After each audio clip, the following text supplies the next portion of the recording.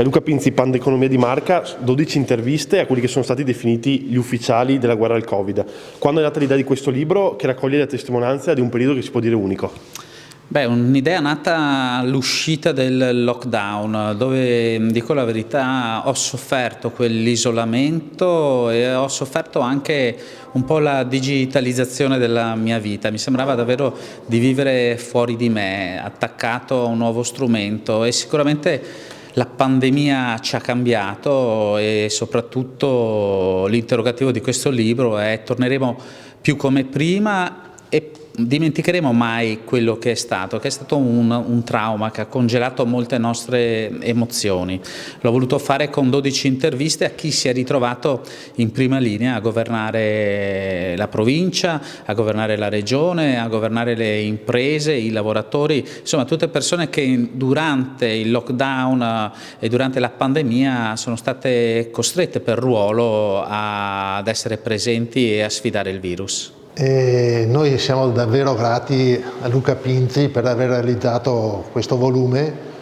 che riassume 12 interviste di personalità del territorio che hanno dato la loro visione di come hanno affrontato l'epidemia da SARS-CoV.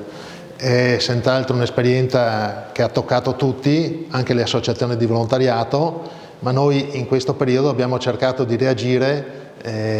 ristrutturando questa nuova sede in via Venzone a Treviso, in cui abbiamo realizzato 5 ambulatori per le visite senologiche, dermatologiche, per la riabilitazione fisioterapica, per il supporto psicologico, e poi abbiamo allestito degli spazi in cui vorremmo portare gli studenti a fare un percorso interattivo esperienziale sugli stili di vita salutari che possono ridurre l'incidenza di molte malattie, tra cui quelle cardiovascolari e tumorali, che sono quelle poi che più minano la salute e la qualità di vita delle persone. E quindi oggi facciamo la presentazione di questo importante volume che verrà presentato, ed è anche un'occasione per far conoscere questo nuovo indirizzo della LILT. Ed è davvero stato importante che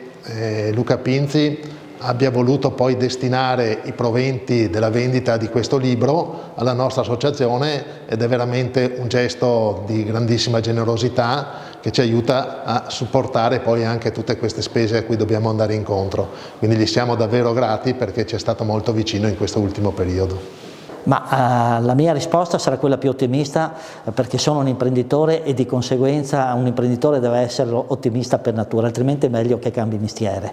Le imprese trevigiane hanno risposto in maniera positiva, hanno risposto in maniera corale. C'è un modello, chi lo chiama modello Treviso, che ha saputo superare tante crisi, e anche questa crisi dettata dal Covid, che non è ancora finita, però fa emergere che questo tessuto è un tessuto produttivo, non solo produttivo, ma in un contesto generale che sa dare delle risposte. Allora, dottor Benazzi, continua comunque anche grazie a questa iniziativa il binomio tra l'ULSS 2 e la LILT. La LILT per noi è un partner importantissimo che ci aiuta soprattutto nella prevenzione, sia con i ragazzi che con ovviamente gli adulti, e lo screening